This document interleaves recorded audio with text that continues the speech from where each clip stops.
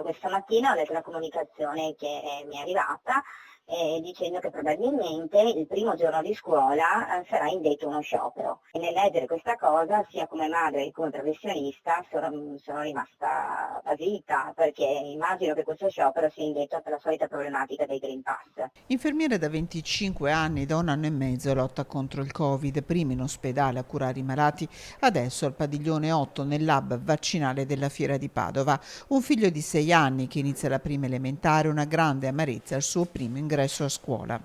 Non sono l'unica infermiera madre.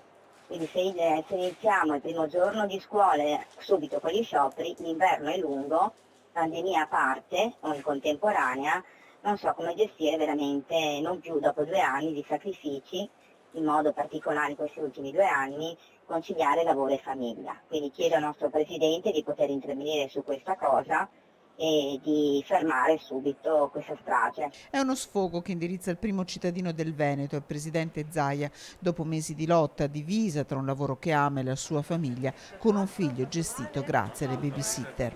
Non una ma ben due, perché nel caso mio specifico, ma non sono l'unica, non ha mai avuto il supporto di nonni o altri familiari, ahimè.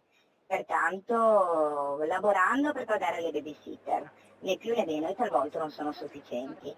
E questo, oltre a un aspetto economico non indifferente, ha comportato in tutti questi anni, nel caso del mio figlio, un mettere sempre da parte lui, dando priorità in assoluto al lavoro. Orgogliosa e felice del mio lavoro, però dopo tanti anni di lavoro vedo che se avessi fatto un'altra scelta probabilmente avrei seguito più di mio figlio.